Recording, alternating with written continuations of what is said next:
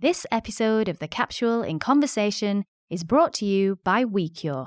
A leader in health tourism, WeCure offers specialist EMDR trauma treatment whilst you reflect and heal in the Mediterranean. Reset your mind and well-being. Speak to WeCure. WeCure.co.uk/capsule.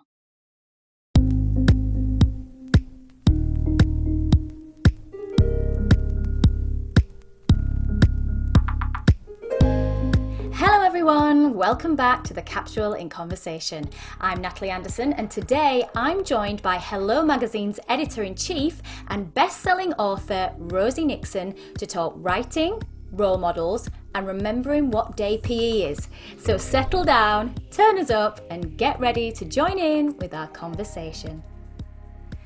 Hello all, I hope you're all well out there and have had a great week so far. Can you believe we're in October? As if this year hasn't been scary enough already. Now we have to remember to get sweets for trick or treat and costumes for the kids. I mean, I might just open the doors myself this Halloween because, to be honest, I am feeling pretty frazzled. However, someone who isn't a frightful sight is today's very beautiful and fabulous guest, the gorgeous Rosie Nixon. Hi Rosie. Hi Natalie, thanks for inviting me on. I love your podcast. Oh, thank you so much. Thanks for joining me. You know, it's an absolute pleasure to have you with me. Just sorry we can't be in person. Oh, I know. Do you know what? It feels very strange as well to be the one asking the questions because obviously you are a journalist with over 20 years experience, so I really hope I do a good job for you. You will, I'm sure. Now, as I said in my introduction, you are the editor-in-chief of Hello Magazine, a best-selling author with your novels The Stylist and The Stylist Takes Manhattan, both becoming smash hits. I absolutely loved both of these books, and the scrapes that Amber got herself into, I personally found very real. Somebody very much knows what they're on about in there. You're just about to launch your third novel, Just Between Friends, in November. But I think one of my favourite credits from your incredible CV is very early on, you were the editor of Barbie magazine. Oh, I mean, yeah. how was that? People do like to bring up that one. That was my first ever kind of experience in magazines. I'd been working in children's book publishing for a few years after I graduated, and then I went into magazines when I saw this job advertised and thought, oh, that's kind of a segue from children's books into magazines, which is where I really wanted to be. And it was an amazing learning curve. I wrote, edited, flat planned, sent the magazine off to production. It was just me and a designer. I wrote lots of stories about Barbie and Ken all day. I mean, yeah, as you said, it sounds very playful, but actually it was a very steep learning curve for you, wasn't it? What goes into magazine production. Yeah, not only in sort of what goes into magazines, but also sort of finding out, what my ethos was as a journalist. And I did feel quite strongly about some of the images of Barbie at the time. And obviously I had to work with Mattel, who owned the Barbie license, and it wasn't nearly as progressive as it is now, where you see a lot of diversity. I mean, it's come a long way. And I sort of tried to do everything that I could to make Barbie an empowered woman, so that she would be the boss rather than the PA, and that she'd be brave, and sort of challenge some of those sort of stereotypes of women that were, magazines have a strong responsibility to portray responsible images, especially to young girls in their formative years, and that starts early when you're reading a magazine like Barbie. Well, exactly, and as you say, you kind of started that very early on in your career, and then went on to Red magazine, Glamour magazine, those massive titles that do have that responsibility for educating young women and how they see themselves as well. I mean, did you always think that you would go into the world of magazines?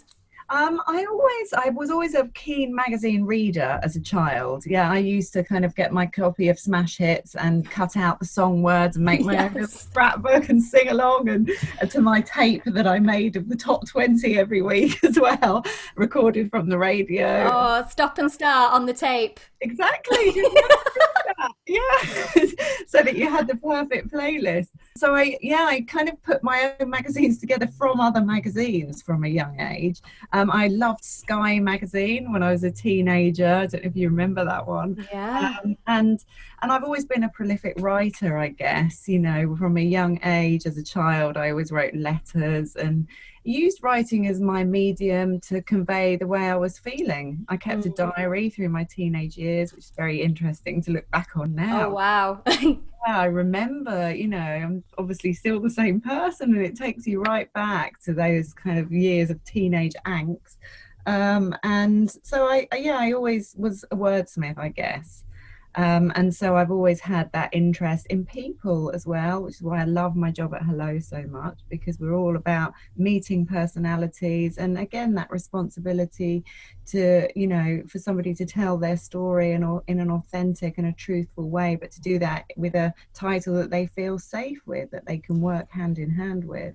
And that is definitely something for me that I've always loved about Hello, even as a young girl. Like when I was like 12 and 13, back in the early 90s, I used to collect Hello magazine. I loved it so much. I had collected Vogue magazine, Glamour Yeah. magazine a bit later on when I kind of went to university, but Hello magazine was a big thing for me because it was escapism. I was an actress and I loved seeing people on the screen, and then the fact that I could read about them and the royal family, I could read about Yes. these people Yeah. with these Pour beautiful, over the images. exactly, the imagery.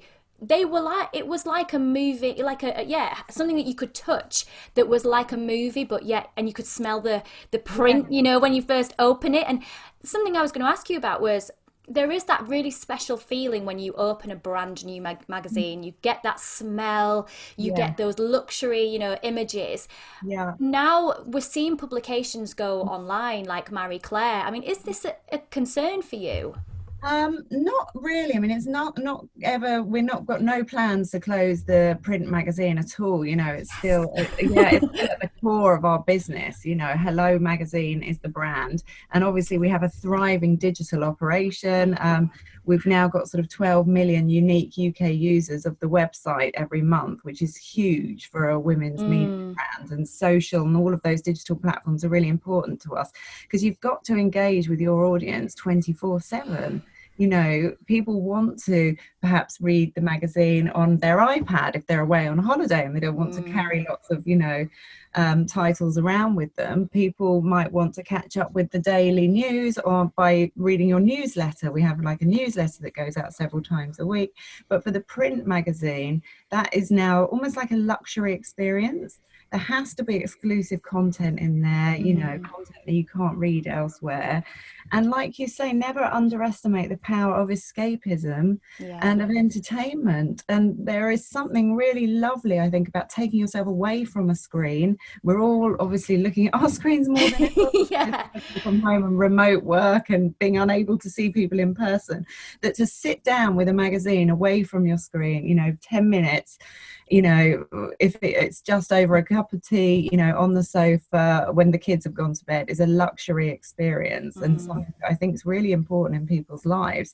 So thankfully, we're still seeing a thriving business on the print side, because I think our readership really appreciate that, and it's an important part of their week. Definitely. Oh, it is as well. I always think, Hello comes out on a Monday. Other things come out on a Tuesday, but Hello is True. like Monday. Without the day And that, before, yeah, yeah. and that is like a special day.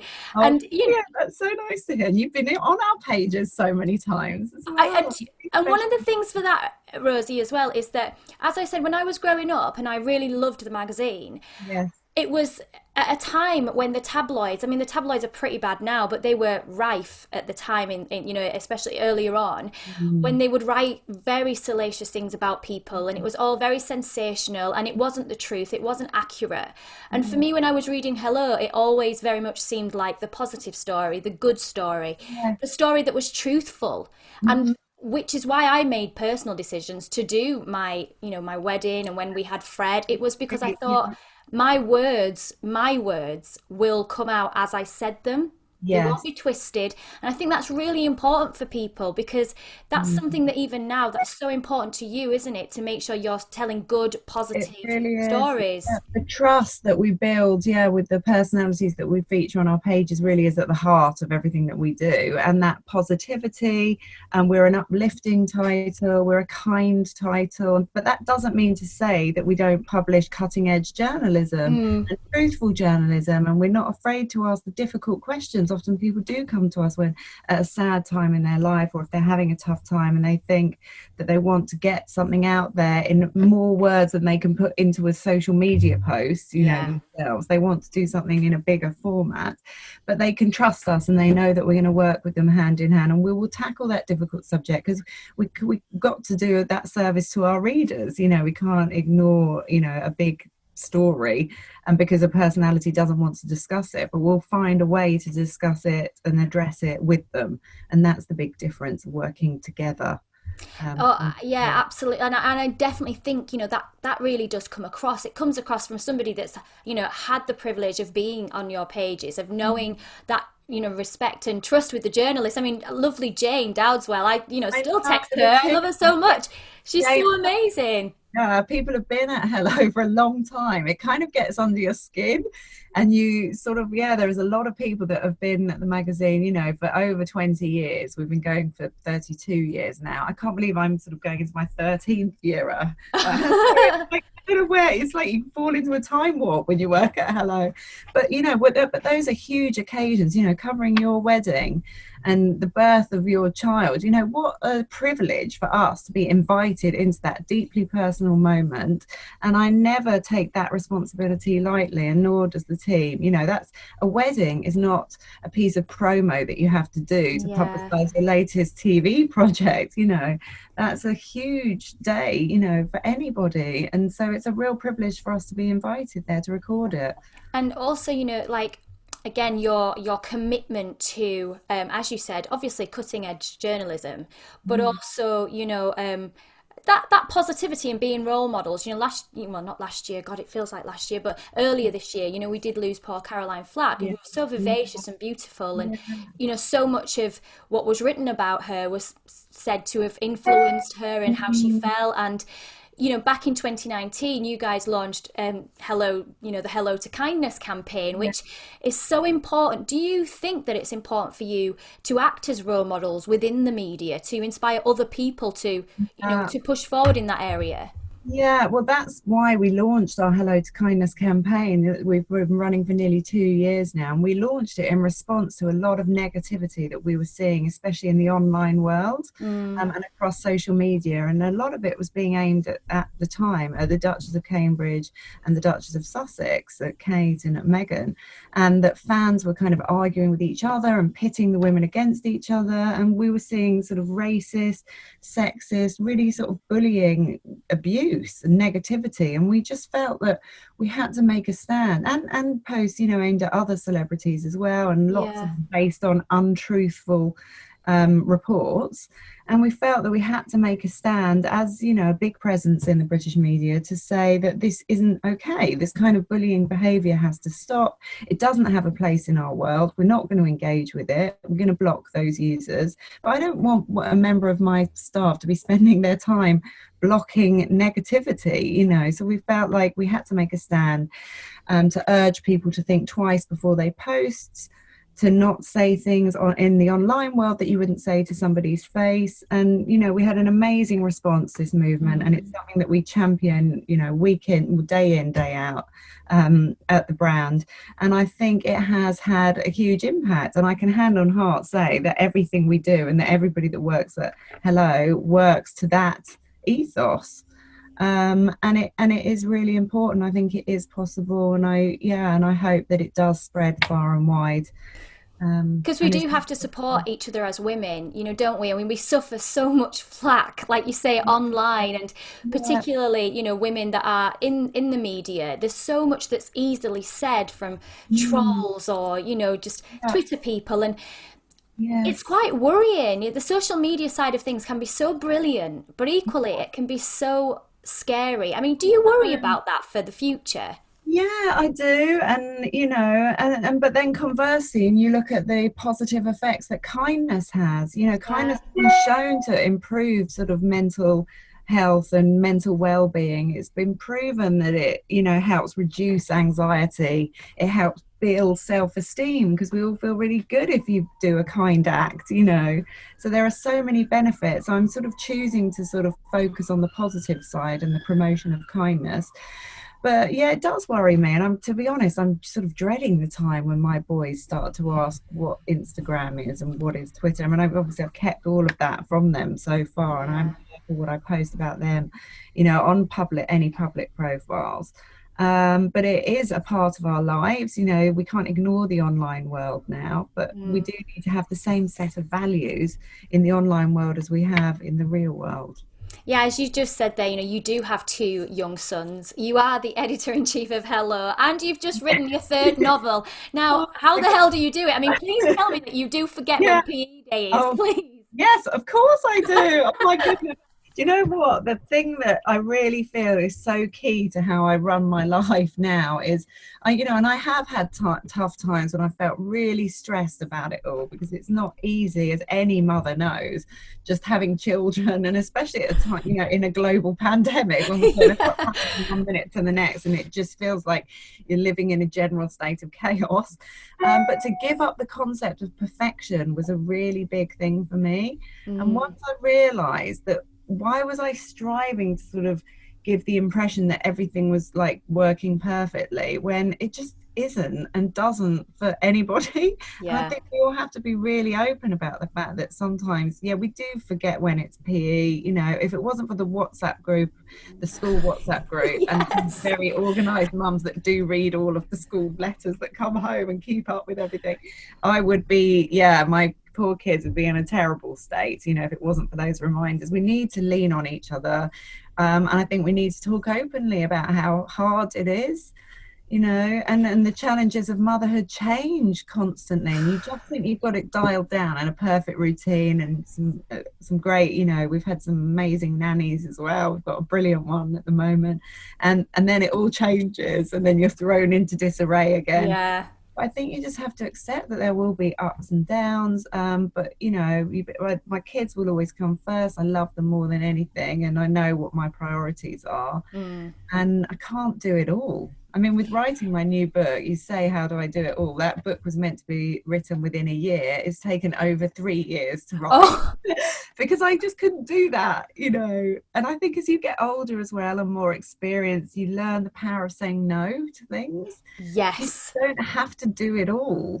And it actually took a very close friend to say to me when I was really stressed a couple of years ago when this book was meant to be finished.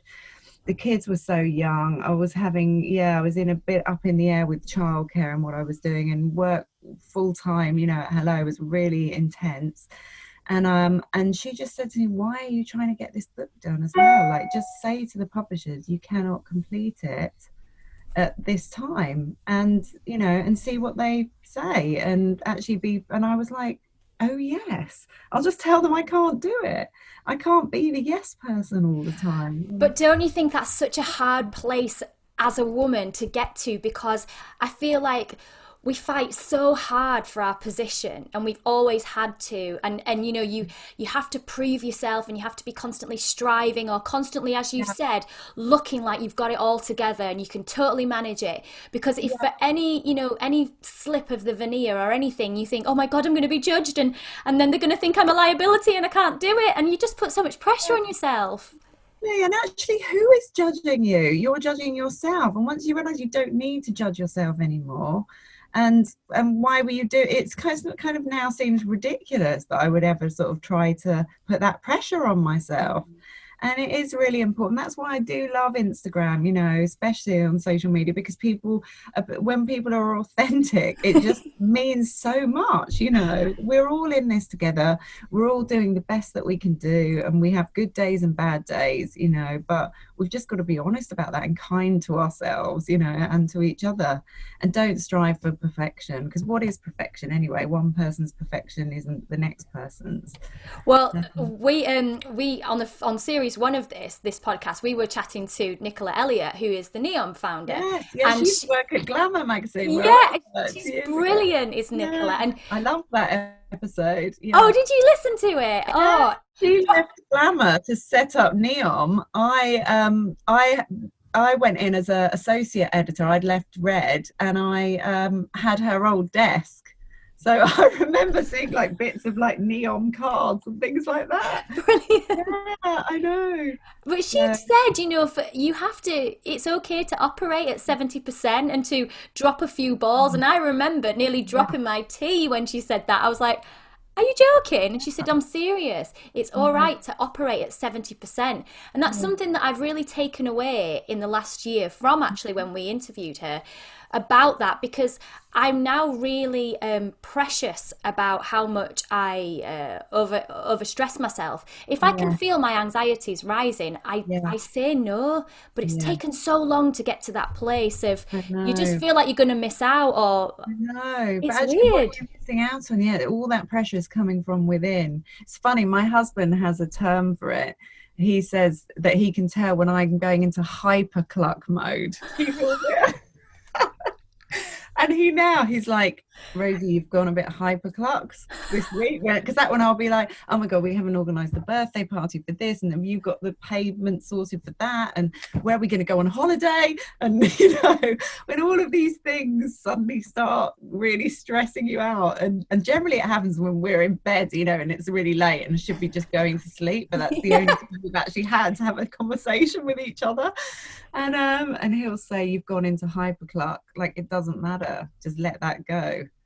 It doesn't And matter. as you were saying, you do have a really strong group of female friends. You've Yeah. got some really, really close best friends that you've been friends with for a long time now. Mm. Do you think that friendship group is just so imperative to your Oh, well-being? gosh, it really is. And especially, this year, the WhatsApp groups, I've got a couple, a very close group of 4 friends, and we really are each other's sort of wind beneath our wings, on WhatsApp. We've been through so much together, and just for that advice, or just somebody sending you a hug and saying, I'm thinking of you.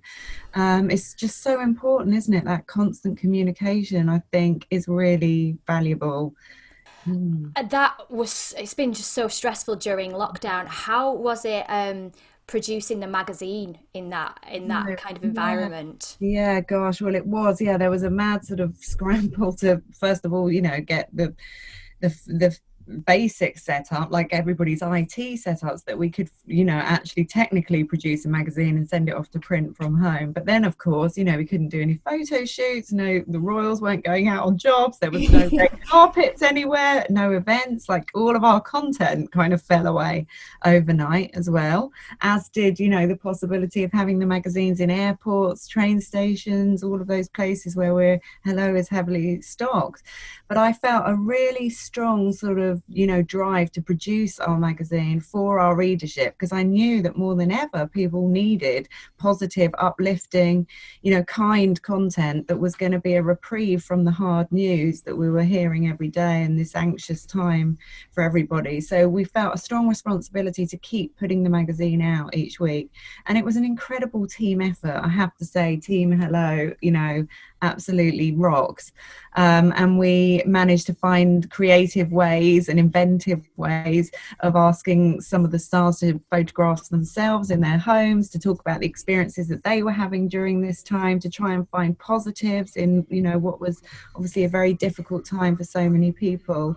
And we launched several franchises, and we now have Hello Good News, which lovely Toff became Yeah. based off, which ran online on the website. We're very linked with all of our platforms now, so that ran online as well as in the magazine. And Good News was a non-coronavirus news, so it was just uplifting stories of lovely things happening around the world that would just sort of make you smile. We kept up our Hello to Kindness coverage, where that was more coronavirus related, but we championed amazing stories of kindness that were coming out of the pandemic. Some stories to do with the NHS and carers and key workers, and all of the lovely community-led sort of neighbourhood acts that were going on. We launched a short story in the magazine, so had top authors writing a short story, because again, having that time to yourself on the sofa to pore over the magazine, we thought that people might find that a lovely thing to just dip into, 15 minutes to read a short story by a really top name.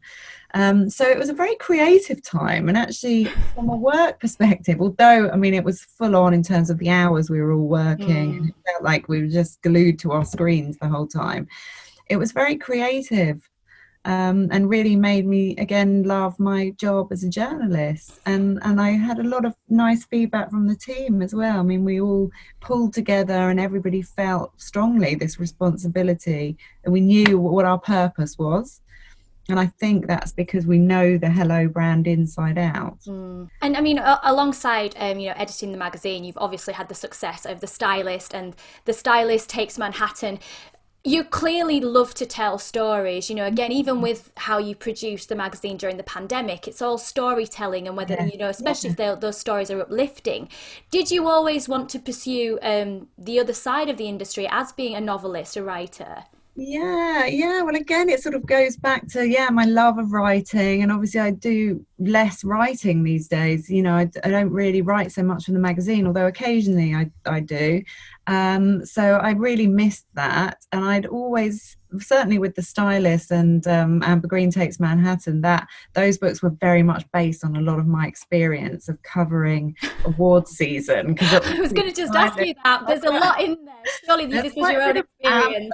Me and Amber, I think. And covering, so The Stylist is set between London and LA during one award season. It's about a shop girl called Amber Green who gets a job assisting a big stylist of the stars, and there's lots of mishaps and kind of ups and downs, and a love story at its heart, as she ends up sort of saving the day through the Oscars, the Golden Globes and the BAFTAs. So there's a lot of drama over dresses, but Amber's a really kind girl at heart. She's funny and she makes mistakes, but she learns from her mistakes, and she genuinely, her heart is in the right place, and she's brave, she's a grafter. But I used a lot of my experience having worked in magazines to write this book. I'd covered the red carpet. I once trailed Giorgio Armani, Mr. Armani, the day before the Oscars in his atelier in LA, when all the big stars came in, like Cate Blanchett, Adrian Brody, Clint Eastwood, all came in for their final fittings, for their tuxes and the gowns the day before the Oscars, and the flurry of excitement that was going on there, and chaos and sort of mayhem. And I actually had a great chat with Clint Eastwood. He was sat next to me. Yeah. And he said to me, "Oh, so who are you then?" And I said, "Oh, I'm Rosie. I worked for Grazia magazine at the time. I'm here for Grazia. I'm doing a piece on Mr. Armani's experience at the Oscars." And he was really fascinated in it. And, "Oh, what are you going to write about this?" And he went on to win the Oscar for Best Director for $1 Million Baby that year. Oh, wow. And the following evening, Mr. Armani has quite often a big fashion show the night before the Oscars. And I was at his fashion show, which is a huge mansion, Ron Burkle, the sort of supermarket giant. It was at his huge Hollywood Hills mansion. All the stars were there, from Penelope Cruz, Katie Holmes, Tom Cruise at the time, George Clooney. And I walked in with my friends to take our seats at this show, and Clint Eastwood just sort of happened to be walking at the same time. And he said, "Hey, Rosie, how are you?" And like, "Oh, how did it all go yesterday? Did you get your piece done?" And everything. And my friends look at me going, "How come you and Clint are like this?"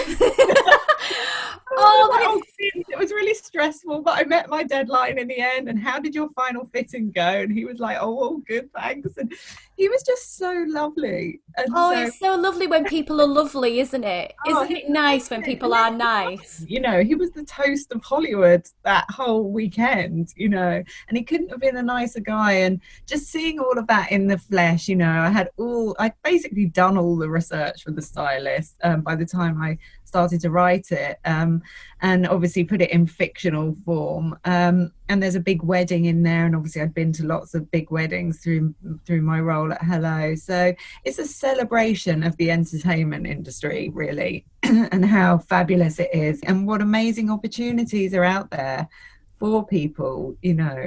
I mean, it is hilarious. I really hope it's going to become a film at some point. Do we think? Yeah, I mean, it's in pre-production. There is a screenplay, and we just hope, they're trying to get the right director at the moment and attach talent. But I spoke to the producer actually again this morning, and with a little update she gave me. So it's fingers crossed. Oh, yay, fingers crossed. Oh, that'll be so brilliant. A dream. So yeah. I mean, you're about to release your brand new book, Just Between Friends, in November. I can't believe it. I mean, from the overview, it seems like a very different kind of book to the Stylist series. Yeah, I've got the one proof actually. Oh, There it is. I can't wait to send you one as well when they yay! make some more. Yeah, I just got one advanced copy of Just Between Friends. There it is. And it's you see two women's hands cradling their coffee cups there, Yeah. and those are both new mums, Aisha and Lucy, who star in the book. So the book is told in alternate chapters between these two women who meet at a baby group, like an NCT kind of group, because they're both having their first baby, but there's a big secret between them that gets revealed slowly in the chapters, a life-changing secret. So it's a bit darker, there's more of a twist, and there's still lots of comedy in it. And again, it was amazing actually to be able to channel, this is one of the things I love about being a writer, channel all of those experiences of having your first child, you know, through the later stages of pregnancy to the birth, and the overwhelming kind of thing that nobody can prepare you for, of suddenly being a mother overnight, and dealing with a newborn and navigating new friendships with new mums and rediscovering or redefining who you are, you know, in this next chapter of life. And of course, you know, there are lots of funny things that happen as well, like exploding nappies and up the back nappies in Oh my God. Or the one where you've got the hand and the hand under the bottom and you're like, yeah, ah, I I know. don't know what to do. And like the difficulties, you know, sometimes of breastfeeding and colic and kind of all these things that you go for. So I kind of relived all of that, but there is a backdrop of a very sort of serious storyline between the two women, and it's about relationships as well. I And was going to say, do you think self-love. your own journey of becoming a mum has changed you as a writer? Yeah, well, I'd certainly always felt, I have to say, when I joined my NCT class, which I did with my first son, and it just struck me as such an interesting kind of situation that you're all these women that live in the same area, but you're thrown together because your due date is pretty much the same, and that's really all you've got in common initially. And I was lucky enough to have an amazing NCT group. There were 8 couples in it, so it was fairly big, and we have all remained friends, and we still have the WhatsApp group, and we still sort of, you know, share things every now and again. We don't meet up really so much anymore, because we all live in different everybody's kind of, lots of them moved out of London actually now, but it was such a unique time and a unique friendship, and really intense because you Yeah. share so much with each other going through this huge change, that I just felt it would be a really interesting premise for a book. Because could you imagine if there was something which linked to the woman which they didn't realize initially and that gets slowly revealed? So I absolutely loved writing it and revisiting that time of life, but obviously fictionalizing it all. And it's really your characters, you live and breathe them when you're writing a book. It's really wonderful, although it's stressful as well. And there are days when you think the words are not coming and, oh my God, I'm never going to be able to finish this. And it's why the hell am I doing this? And then other days when you have a really great writing day and you're just lost in it, and I could write all night. And you So do, don't you? You absolutely start to live and breathe these characters, and then become like friends to you, and you get really attached. I've written a TV project with my friend, and when we were wow. writing the series, we Oh, yeah, it's quite right. exciting. And then, but when we were doing it, we were looking at the end of a particular series, and the pair of us were in tears, and I was like, "What are we doing? These people aren't You're real." really feeling it. Yeah, that you believe in those people. God, that's really great. How exciting to Yeah, hear so I'll keep you about updated it. with that one. I mean, Yeah, we have talked to a few authors on the podcast now, and each of yeah. them has their own way of approaching the start of a new book. I mean, how do you go about it?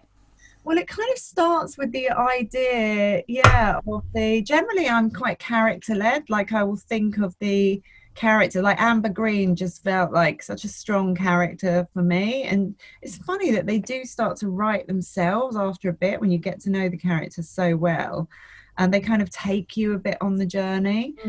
But although with Just Between Friends, I was very taken with that idea of a baby group, and I kind of knew I wanted to set a book in that sort of world. And then I don't write sort of in order. Lots of writers start at the beginning and finish at the end. Often I Yeah. write the end quite early on, Oh, but then wow. I don't quite know how I'm going to get there. So it's almost like a jigsaw puzzle. and this really got quite complicated because I was writing two different characters. So sometimes I would write a lot from one character, and then I would divide that into chapters and intersperse the other character. Because you have to have a clear vision, to differentiate those two voices. And I found it hard sort of flipping from one to the next. So I'd focus on one and then focus on another for a bit. But there are lots of twists and turns in the writing process. This book sort of certainly has gone a bit darker as well, and a bit more of a thriller than it initially started out. So and have you enjoyed that side of things? Because as you say, Amber Green was very quite light-hearted and very comedic. So have you enjoyed this slightly darker side? Yeah, I've unleashed a slightly darker side. Darker Rosie. Yeah, well, as dark as Rosie ever gets, as you can imagine, I'm not like the darkest person. I do like, books. My books are entertaining, and I think it was quite a quick read, something that will keep you sort of amused, as well as hopefully a bit of a page turner as well. What's your advice to anybody out there who would like to consider a career as either a writer or a journalist? At this time now, what would you be saying to them? Well, I think, there are so many opportunities to have your voice heard now with social media. So I think that can, for some people, be quite a good way to start. But I think, the key is just going for it. If you want to write a book, people often get hung up on writing the synopsis and chapter by chapter what will be in each thing. I wouldn't worry about any of that. Just start getting the words down and write the bits that you fancy writing at any given time. Don't feel that you have to start at the beginning and then keep going until you've got 90,000 words. Write the bits that you're really compelled to write, and then start fitting your plot together, because often you don't, you really get to know your characters by the time you've written a substantial amount. And then often I go back and completely rewrite the beginning, because I think it just doesn't feel authentic to them now that I've been on this bigger journey with them. So I think just do it. Stop. Don't put it off. Make today the first day. Buy a new notebook and, start making your notes, and then start writing it. And write it anywhere. I actually wrote a lot of The Stylist and Amber Green. At the time I was getting the tube, commuting quite a lot, when I wrote The Stylist sort of before I had children. And I wrote a lot of it in the notes on my iPhone. Because that's so good, isn't it? Yeah, and I wrote a lot of it because I was commuting, and I didn't want to have my whole laptop out on the tube. But I would just sort of be inspired by people that I saw, because a lot of it was set in London and the fashions and what people would overhear in conversations. I just found it all inspiring, and so I wrote a lot of it in note form on my phone. And then when you come to sit down at the laptop to get the words down, it's really great to think, I made all of those notes, and then that inspires you. And I remember I was umming and ahhing. I think Amber had a different name for a while. And I overheard these two girls on the tube having a conversation one day, really gossipy. And they just felt like Amber and her friend Vicky. And this girl and she was called Amber, the friend. And she kept saying, Amber, Am. That's such an Amber thing to do. And I was just like, oh gosh, Amber, that should be her name. So it's really great when you're in that zone and suddenly everything inspires you. And that's, and it's fine to draw on personal experience. Often people try and steer themselves away from that, or think they've got to be really clever with their plot. Write about what feels natural to you, and don't be afraid of using your experience. Often that is where first-time writers start, and that's all really valuable. And if you're enjoying it and it's flowing, then that's going to come across to your readership. And so before we finish up, I do have to ask you, what has been your most memorable moment at Hello Magazine? Oh my goodness. Oh, so many, honestly. You can say them all. Yeah. Well, for different reasons. I think one of the ones that really sticks out in my mind was the wedding exclusive of Robbie Williams' wedding. Yes. I can't believe it was 10 years ago now, which makes me wow, crikey. 2010. And it was a top secret wedding. Nobody knew that he was getting married to Ida, not even his family and friends. I think it was me and his manager that knew, and he wanted for it to appear in Hello because he's got obviously a huge global fan base, and he wanted them to see this wedding album in a way that would be beautifully presented and the cover of the magazine. And so I excitedly got this call and worked together with them. I went over to LA for the wedding and interviewed Robbie and Isa in their bedroom. They got married at home, so the wedding was being set up in their garden below, and I had this amazing interview with them upstairs in the bedroom where Robbie was on brilliant Robbie Williams form, very, very funny and cheeky, and they were just so in love. It was like such an honor to be with a couple the night before they got married, doing this big interview that was so closely, such a closely guarded secret, full of wonderful anecdotes, and that went on to be one of our best-selling issues, and the pictures were just amazing. It was gorgeous. She looked like a fairy princess. It was amazing. It was one of my collectors. I've probably still got it upstairs, actually. These issues sometimes are hard to come by now. They're on eBay because they sell out. And certainly for the Hello team, obviously a royal wedding is an amazing occasion for us, and the wedding of the Duke and Duchess of Cambridge really stands out in my mind.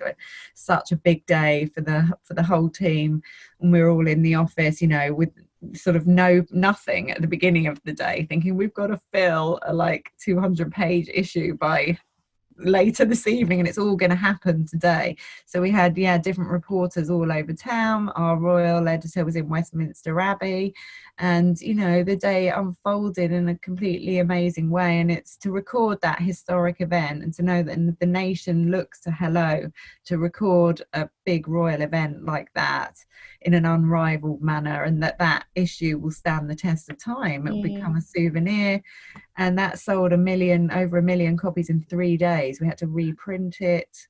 It just flew off the shelves, and that's just such a buzzy feeling to know that we did it. We all sort of collapsed. It was a really late night, and we all kind of had a glass of wine at the end and sort of collapsed, but felt really like we'd done it. It was as it always is, a brilliant team effort from an amazing bunch of talented people.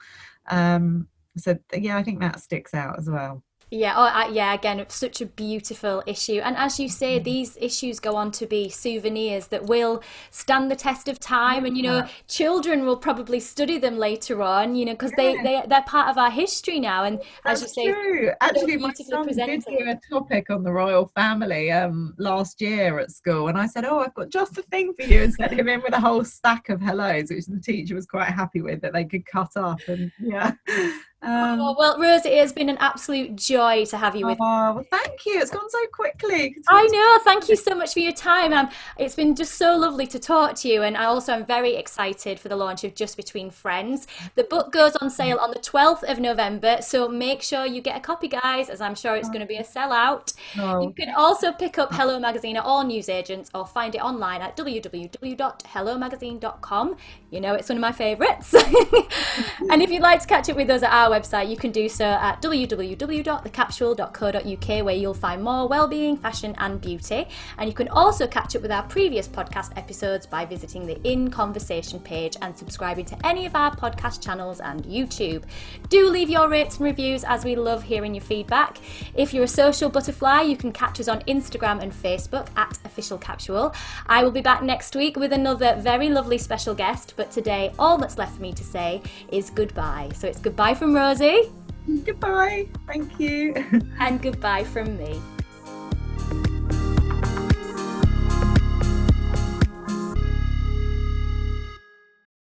This episode of The Capsule in Conversation was brought to you by WeCure. Specialists in EMDR, trauma and mindfulness therapy, WeCure offers one-of-a-kind treatments whilst you reflect and heal in the Mediterranean. Reset your mind and well-being. Speak to WeCure.